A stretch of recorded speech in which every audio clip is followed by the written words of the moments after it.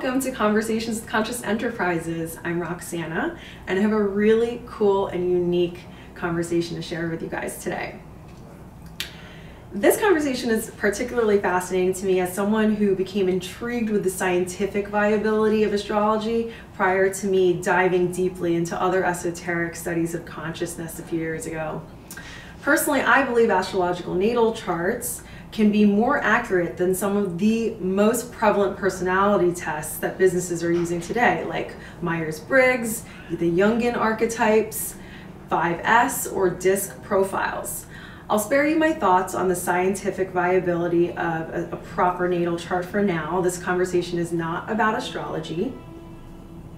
I think it's important that we share what people like Ruby Warrington are doing for the business world. Best known for her widely popular online magazine, The Numinous, Ruby also speaks openly about integrating mysticism into her life in the fashion industry in London. She also talks a lot about this in her previous book, Material Girl, Mystical World. But even more impressive to me, Ruby now works with big brands like Soho House, Unilever, Buick, Lululemon, and Topshop, who are looking to integrate what she calls now age lifestyle or mysticism into their brands. And mysticism, from a scientific and psychological standpoint, which is how I tend to view things, is really just another form of introspection. So the work that Ruby does for brands from a corporate standpoint is indicative of a major shift in perspective that's happening in the business world. In this conversation, we discuss Ruby's career, her relationship to alcohol and her thoughts on plant medicines and psychedelics. And we, of course, talk about her latest initiative, which is super fascinating, as she is the creator of a new movement called Sober Curious. That's really the deep part of this conversation, delving into the ideas and social constructs that we have built around alcohol and the consumption of it. Please enjoy and share this conversation. Please follow Conscious.Enterprises on social media. We're on Instagram, Facebook, and LinkedIn. And be sure to check out Ruby's new book. It's available on Amazon, and I'll link to it on our site. It's called Sober Curious: The Blissful Sleep, Greater Focus, Limitless Presence, and Deep Connection awaiting us all on the other side of alcohol. And you can always find us at www.conscious.enterprises.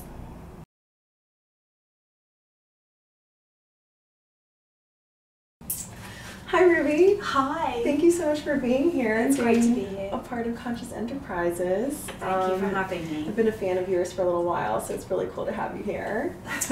So you are the founder of The Numinous, which is an online magazine, and I'll let you explain a little bit more about that.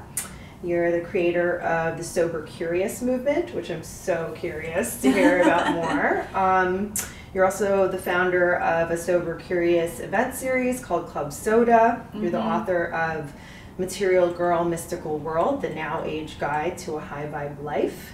And you also have another book coming out called Sober Curious: The Blissful Sleep, Greater Focus, Limitless Presence, and Deep Connection awaiting us all on the other side of alcohol. Good for you for reading the whole subhead. I know, it's like a hit or miss on that. It's a long subhead. I haven't even memorized it myself yet. Yeah, I was wondering if she was going to be able to like rattle that one off. Okay. So you have a career that began in London in the fashion industry. I just kind of want to start with, tell me a little bit about your career journey and how you ended up from London to New York, being a successful entrepreneur that you are today. Well, yeah, like you said, my career background and where I started was in the magazine journalism industry in the UK, in London, where I'm from. I'm a Londoner, born and bred. And I studied fashion journalism in London at the London College of Fashion, and immediately on graduating started working for magazines. And it definitely felt like I'd really tapped into a talent of mine, writing, journalism, reporting, something I just really love to do, and I've always loved words even as a kid. So I was very happy in that career, and I kind of like bopped around different magazines, did a few stints freelancing, and found myself about 10 years ago in my dream job as features editor at the Sunday Times Style magazine, which is a really prestigious title there, and it kind of represented at the time the kind of apex of a lot of my ambitions for myself. And a couple of years in, I was just dismayed to find that I was feeling really unsatisfied. And I was really beating myself up. I'm like, oh, come on, this is like a job everyone wants. Like, why aren't you enjoying yourself? Like, be grateful, you know?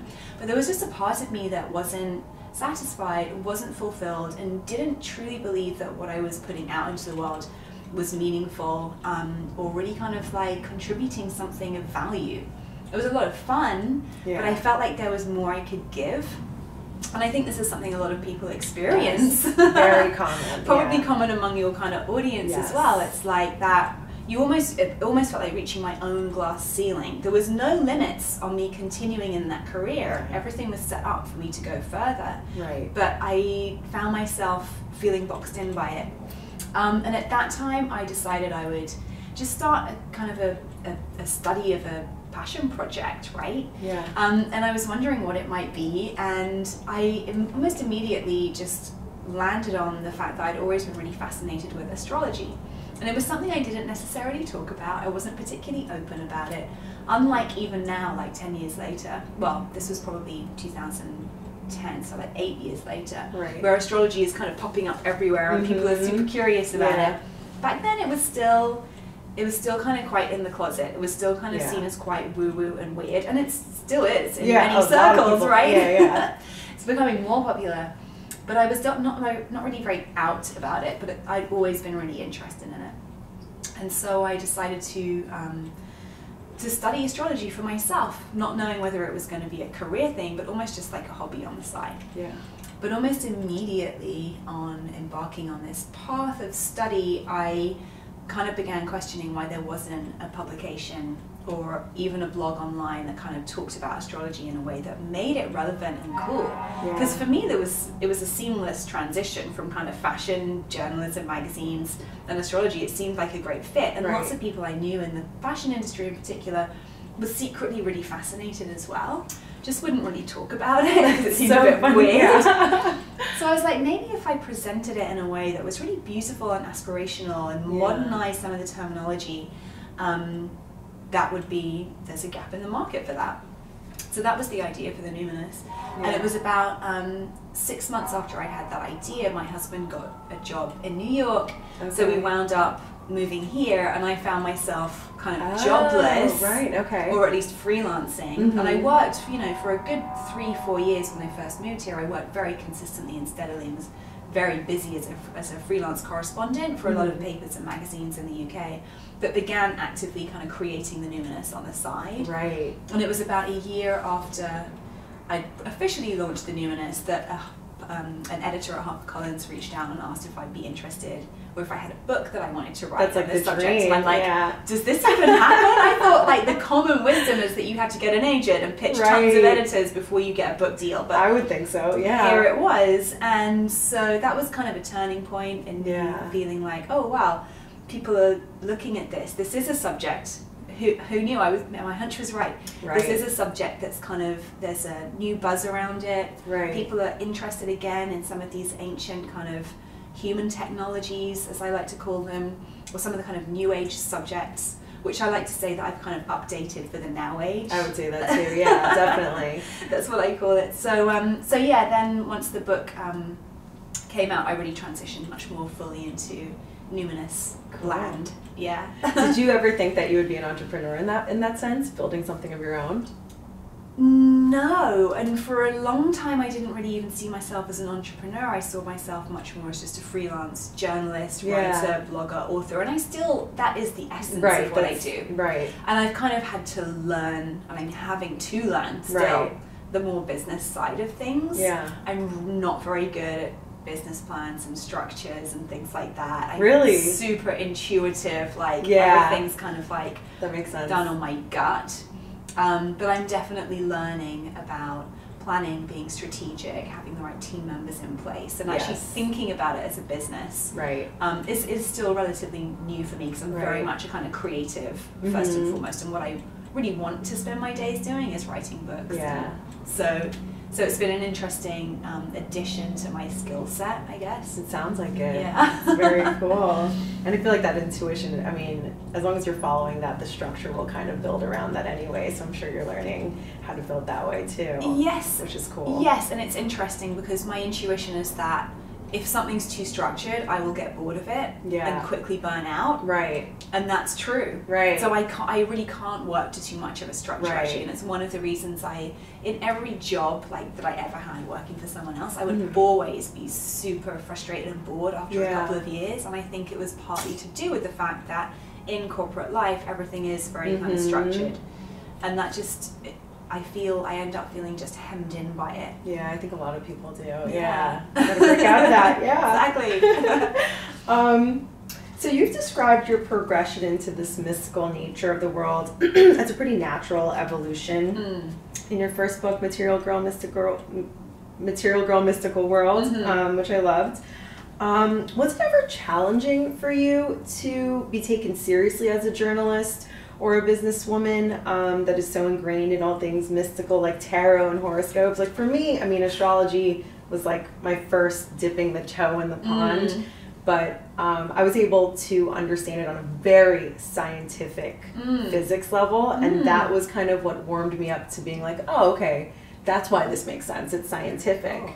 For someone like you that was like so much more creative and pulled in from that direction. Yeah, did you ever find challenges with the way that people viewed you because of that? Definitely. I mean, the first chapter of my book, as you know, is called Coming Out of the Spiritual Closet, and I still feel like everyone's going to give me a bit of a side eye and not take me seriously, because I'm so open about my belief, trust, faith, I suppose you could say, in a mystical force, right? In the idea that there are forces in the world that we can't see, which are gently shaping things as much as equally to the conscious forces that we have control of, right? I'm not saying that one outweighs the other or one is more important than the other. My philosophy is really that in a very linear, structured world, in a very left brain world, if you like, we are actually, as humans, kind of starved often of the more mystical experiences, the more numinous experiences, and so I'm about like, let's bring it in so we can have a balance.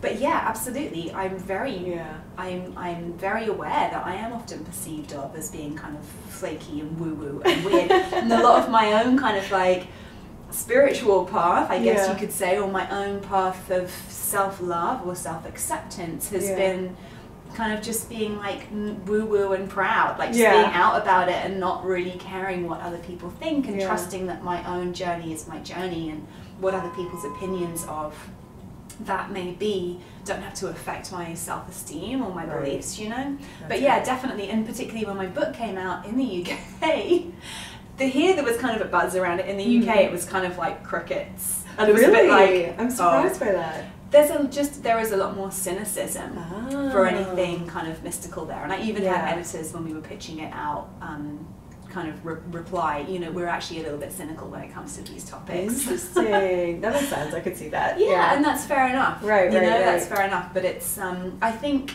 I did some work with an amazing public speaking coach earlier this year, and I actually was catching up with her yesterday, and she reminded me, actually, part of her teaching is like, it's impossible to please everyone. It's impossible for your message to speak to everyone. Right. So just focus on really connecting with the people who you do serve. Yeah. And that's such a great reminder, I think, in this digital age where all of the messaging is like numbers, higher, more. Yeah. When actually having a smaller but niche market that really gets you is probably more valuable for everyone. That's a good thing for me to hear actually right now. That's for everyone. Yeah, that's great. Yeah. In your career so far, this is kind of a general question, but a good one. In your career so far, what failure are you most proud of, and what failure have you learned or gained from the most in retrospect? In a way, this might sound like weirdly egotistical, but I'm just going to say it anyway. My failure to get like a really big piece of press in the UK, or on my first book. Okay. You know, I really felt like this is quite a groundbreaking book. I'm really proud of this piece of work. Like, And then there was just kind of like nothing, and it felt like a failure on my part, like I'd written something that maybe I just got it wrong, maybe I'd missed the mark with it.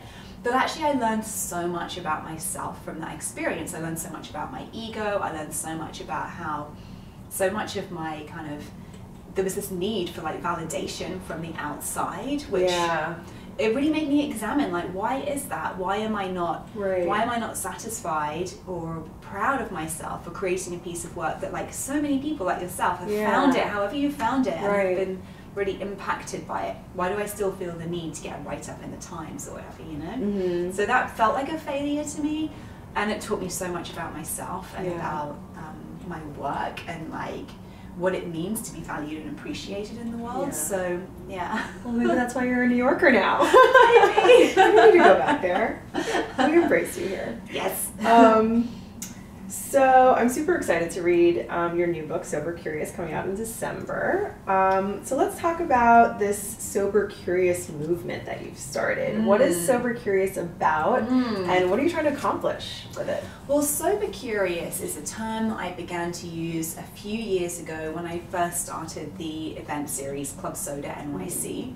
And this was Which is such a cute name, by the way. Club Söda NYC, Sober or Debating Abstinence. Oh, I didn't know that's what it stood for. Okay. That kind of came after the event. I was like, this is a cute name, and it could mean this.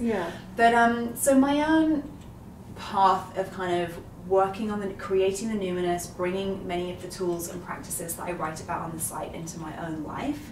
Tools from astrology, tarot, but also yoga, meditation, various different kind of healing practices, hypnosis. I had such a profound personal transformation and was feeling so kind of elevated and expansive and inspired as a result of it, that I began to notice that the way I was using alcohol, which was not by any means like massively excessively, certainly no more than the majority of people I know living in a city like a social city like New York. Oh my gosh, yes. I really began to notice how alcohol was making me feel, which was generally pretty bad. Yeah, I think most people feel like that the day after. The day after. Just like, I've just wasted like a day, probably 2 days realistically, you know, to feeling unconfident about myself, blocked from my creativity and my intuition, unsure of what I'm doing in the world, just confused, foggy. And I just thought, it just made me begin to question, why am I using this substance? And so getting sober curious is really about that questioning process. Actually, rather than going the default kind of autopilot route, which is what so many of us learn to do from college age up, if not even younger, is that in order to be social means to drink, to relax means to drink, to have fun means to drink. It's just kind of interwoven into all of these experiences. And we're never taught to question it unless we get to a point where we have a rock bottom and we're like, our life has become unmanageable and we're now an addict and we have a disease called alcoholism. That's kind of the only point that we're ever shown an alternative to just drinking. A good point. How it's just interwoven. It's just so like as a interwoven. So really getting sober curious is about asking all of those questions rather than just kind of automatically going on that programming, you know?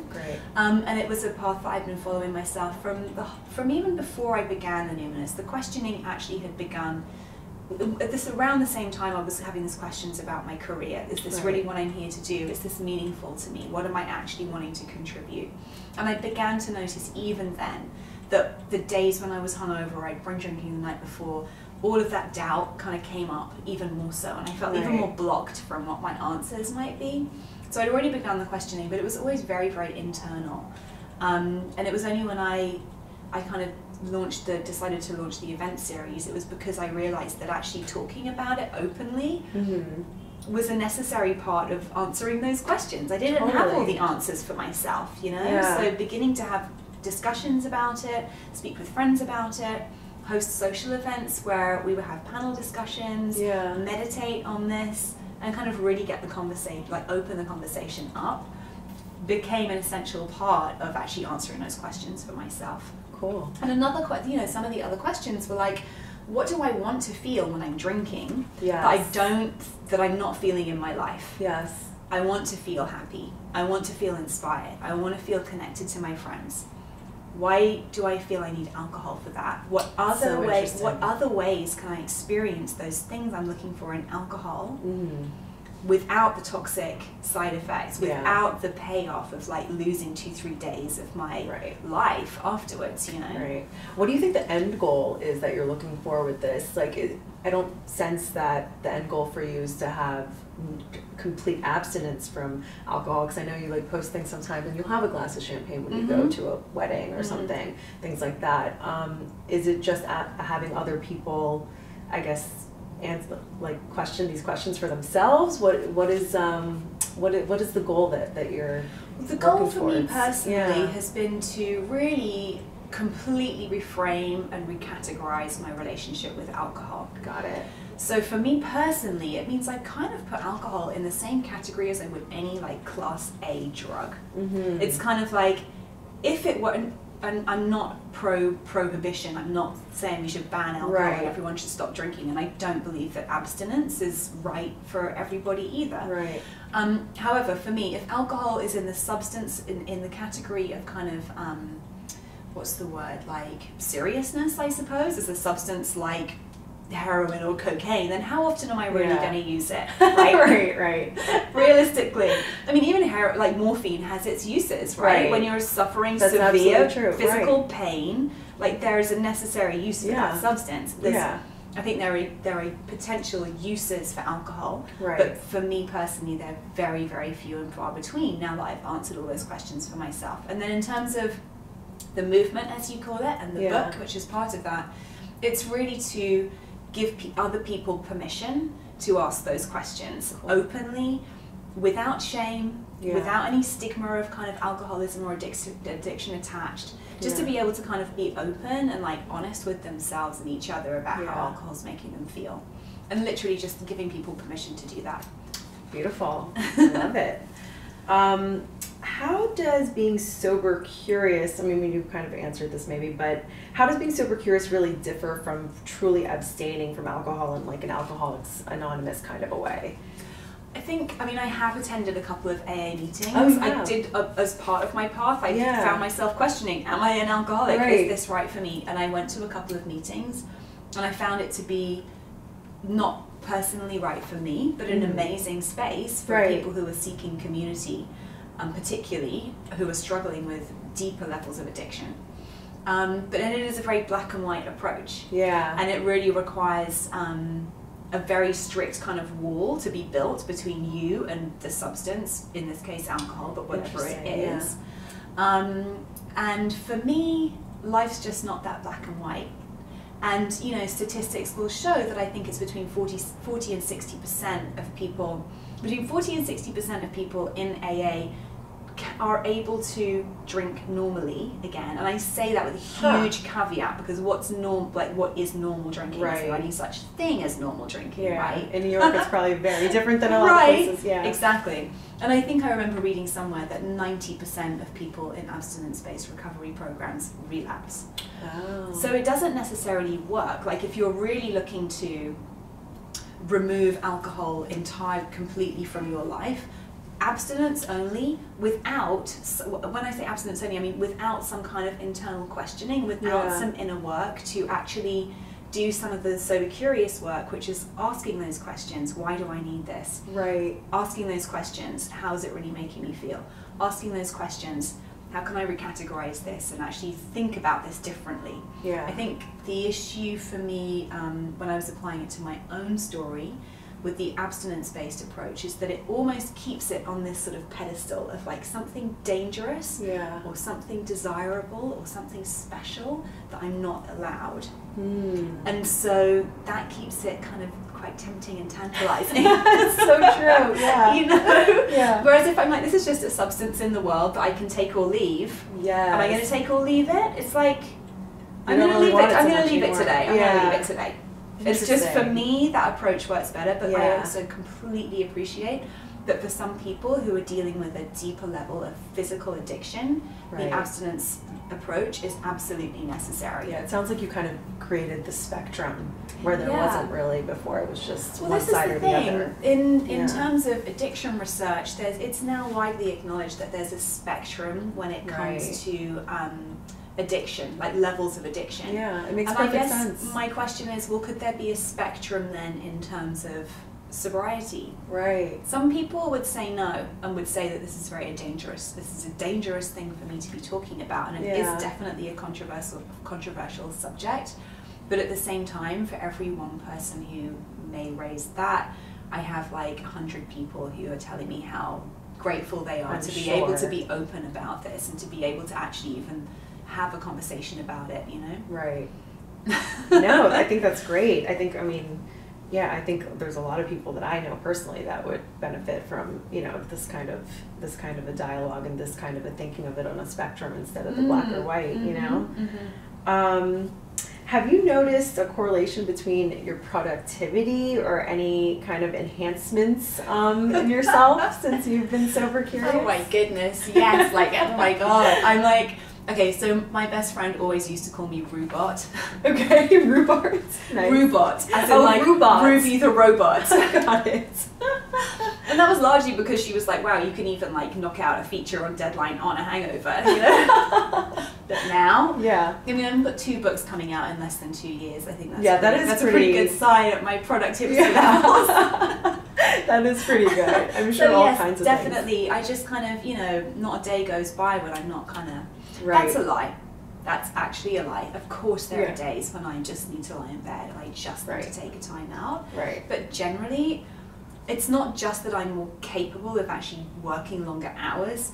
It's that my mind is more alive and that I'm more connected to my inspiration. I feel more hopeful about things. I'm just more enthusiastic in general, you know? My husband and I always joke that like when we have these stints of not drinking, that if everyone just didn't drink for a few months out of the year, we would have like solved cancer, there would be like world peace, like we'd all be doing algorithms. The last chapter in the book is called Vision for a Hangover-Free Society. Oh really? And I kind of go, there you go. Can you imagine, like, let alone what would you do with your life if you were never hungover, but what would we do with our lives if we were never hungover? Yes. You know, there's oh my just God, like, so many things. There's just for me a real, that sense of hope, enthusiasm, and also like a kindness that kind of creeps in, less resentment about life. I don't know, just overall more positivity, and I think that if the world needs anything, it's more positivity. Sure thing, yes. I'm sure it unleashes so many feel-good hormones in your brain and all that stuff,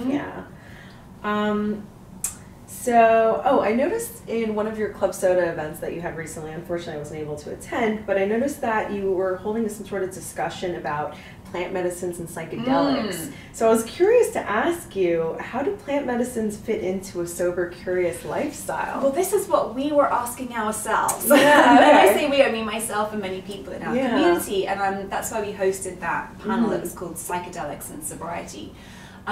It just seemed that I was getting a lot of questions from people along those lines, and it felt like it would be useful to bring together a panel of experts who could speak to it. So we had everyone from a psychiatrist to a microdosing expert to somebody who's led ayahuasca ceremonies to a cannabis advocate. And I guess some of the questioning was, how can I use these substances for healing and for my wellness? And is that going to impact my sober choices? And I mean, it was a very multifaceted discussion. I'm sure. The interesting thing, and one of the reasons I suppose I was keen to host it, was that there is more and more research being done around therapeutic use of psychedelics, specifically for treating problems with addiction. I find it so fascinating. So fascinating. And it's largely the result of the fact that many addictive behaviors, whether it's alcohol, drugs, whether it's eating disorders, self-harming, addictive dating, workaholism, a lot of these behaviors have their roots in some kind of an unhealed trauma that's causing an overall sense of disease, and that's very uncomfortable for a person to be with in their present moment. And so they're using substances or using work or using whatever it is to numb out from that. Psychedelics can be, in the right setting and with the right individuals involved, very, very powerful in terms of healing deep-seated trauma. Yes. And a lot of that, and what the psychiatrist, particularly on the panel, was speaking about, was how we rely very much in Western medicine on suppressive therapies, antidepressants, anti-inflammatories, anti-this, anti-that. Right. Whereas psychedelics are evocative therapies. So they can actually help us go deeper into the pain, which is what is actually necessary for catharsis, which is necessary for actual healing. Right. He used a quote, I can't remember whose quote this was, but he said, the quote goes, the full expression of an emotion is the funeral pyre of that emotion. So if there's a feeling, whether it's fear, anger, rage, whatever it might be that's been suppressed, in order for it to leave your body, in order for you to heal from that painful emotional trauma experience, you need to feel it again fully. Okay. And in order to do that, you need to be in an empathetic, safe setting. But these substances, MDMA, ayahuasca, LSD in particular, can help in a clinical setting someone to relive a painful experience in a safe way that allows for true and total catharsis of that experience. To absolve and then you're kind of like unhooking the cause of that pain, which is leading to a symptom of addiction. He described addictions as simply symptoms of an unhealed emotional trauma. So interesting. So fascinating. Oh, do you read like anything from what's that guy's name, Dr. Gabor Mate? No. He's like they're all saying the same. Right. All the studies are concluding the same thing. Everyone that's looking into this stuff. It's so interesting. Yes. Very cool. But then, of course, on the flip side, you know, any of those substances can also be used addictively. Right. So again, it comes Just back like to this idea else. of really questioning yourself, doing as much education as you can, really answering all the questions that you have and anything that's coming up with as much integrity as possible. Yes. Big ones being, am I using this to numb out, or am I using this to heal myself? You know, and just really being honest with yourself. That's a great question to ask. Am I doing this to heal myself, or am I doing this to numb myself? Exactly. Yeah, and when it comes to a substance like alcohol, very rarely are you going to be able to say, I'm doing this to heal myself. That's so true. I can't think of one time I would ever... Well, I mean, originally alcohol was used as an anesthetic. Oh, was it? Yeah, in the original days of surgery, it was used as an anesthetic and an antiseptic. So it has its medicinal uses too. But then we just totally like blew it out and abused it. Yeah, that makes perfect sense actually. Yeah. Why do you consider your business today to be a conscious enterprise in general? You're kind of a conglomerate of brands of sorts, let's call it. You've got the Numinous, you've got Sober Curious, you've got your event series. Why do you consider yourself to be a conscious enterprise? I also have a brand called Moon Club that's a global online kind of spiritual coaching community for women all over the world. We have about 500 members all over the world. Oh my God, amazing. Now. So yeah, and more actually, I'm seeing myself as a kind of a brand specialist, and actually I do all of these projects, the things that I've created and that I kind of oversee. Yes. I would say it's the intention behind everything. Everything I create, everything I'm doing has a very conscious intention to be of healing, to be of help, to really put something, like I said at the beginning, something very that I perceive to be valuable into the world. Yeah. So yeah, it comes down to that. That's the intention. That's great. Actually, it just reminded me of something that I forgot to write in my interview questions, but now that you're here, because I remember you had done some work for the James Hotels at one point. And I can't really remember right now off the top of my head, but what is it that you did for them? So for James Hotels, they wanted to create a wellness program as part of their offering when they were opening a new property here in New York, and approached me about curating something. So the program I came up with was called 4 Bodies Wellness. Yes. And they were offering guests different activations and experiences with different partners for mental, physical, emotional, and spiritual well-being. Cool. The emotional, spiritual piece being not so much what we focus on in kind of the modern wellness world, I suppose. And one of those, they were so progressive with this, they let me create something called Readers on Room Service, where we had a menu of astrologers, sound healers, Reiki healers, who you could book on room service. How awesome is that? Yes, a lot of fun. So you could be like laying in a James hotel and be like, dude, and then exactly. maybe Ruby shows up in your room. Come and do an astrology reading. That's so cool. I love that. So yeah, that's, I mean, those kind of projects I do also with brands, and so yeah, I love working on that kind of stuff too. Yeah, which is again, really it's cool. about, again, the intention is to really bring into all sorts of mainstream places, into all sorts of different industries, opportunities to interact with these different modalities, you know? Yes, I love that. It's all about introspection at the end of the day, no matter which modality or which tool. Do you yourself have a personal, like, regular ritual or your morning routine that gets you started, gets you focused for your day?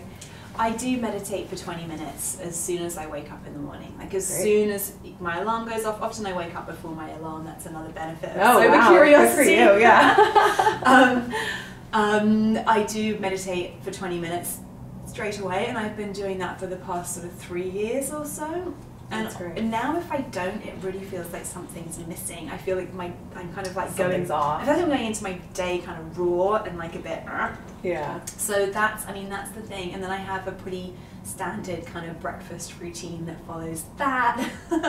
And what's for breakfast? Well, there's some hot water and lemon to begin with. Oh, you're so It all sounds healthy. so virtuous. It's like, but it probably makes you feel good. Yeah, do it if it makes you feel good. And then I make this kind of fancy oatmeal with all kind of powders and things in it for my husband and I. And then I drink like about a litre of green tea while I write. So my morning hours are writing, whether it's writing books, content for my website, social media content, anything creative. Yeah. I get done between like 7 and 11 kind of thing. Okay, cool. I love that. I try to do the hot water lemon thing. It probably happens at the most once a week, but it really does make you feel so much better the rest of the day. And it's become so habitual. Even when I travel, I take lemons. You do? I take lemons in my suitcase. Oh I'm like my always God, asking for like so room service. Can I just have some hot water? I'm crazy. I need to start doing that. It really does change everything. And your Yeah. skin is like glowing. I bet that has to do with it. Yeah. So, do you consider your business to be a success today, and how do you value success? I consider it to be a success mainly because I am every day super excited and inspired by what I'm doing. Great. You know, that's what I consider to be the biggest success of my business. Yeah. So yes, I do. And that, and coupled, in fact, equally with the number of messages I get from people, whether it's emails on social media or whatever, just telling me how much the work that we do is having a positive impact on their lives. So those are my measures of success. Yeah, you know? That's a great answer. I love that. How do you see the world evolving 10 years from now in terms of the work that you're doing, and how do you see the work that you're doing contributing to it? Interesting. Well, I'm moving more into sort of brand coaching and brand consultancy. Okay.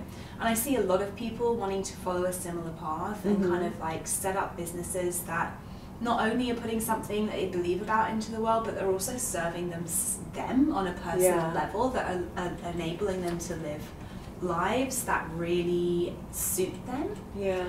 Physically, emotionally, mentally, spiritually, like on all those different levels, you know. And that means that for some people, maybe like a multi-six-figure salary isn't the actual goal. Right. And so I've begun working with people on a one-to-one level, helping them kind of shape and define their working lives in that way. And I'd love to do more of that kind of work. And I think that ultimately more people are going to be leaving the corporate sphere as it exists and seeking these kind of lives for themselves. Yes. And I'm really excited about the prospect of that, you know. Yeah. I think that in my first book I wrote about the concept of Dharma, which is a sort of an Eastern spiritual philosophy that spans many different religious philosophies, that really speaks to the fact that each of us has a very unique gift and message for the world, and that how we each express that is very, very different. And also very, very necessary. So true. And so I think, you know, when so many of us working in these big kind of corporate structures, there's not so much room for the individual expression of all of our gifts. Yeah. And I would like to see the next 10 years more people bringing their individual gifts to the world in ways that can serve each other in all kinds of different ways. Great. Beautiful. So last question I like to ask people, what's a valuable piece of advice that you would like to give to other entrepreneurs that are creating businesses today? It's something that does get said a lot, and it comes up for me all the time though, and it's really just that there's no such thing as an overnight success. I think a lot of people in the now age, you know, we're so used to getting everything at the touch of the button.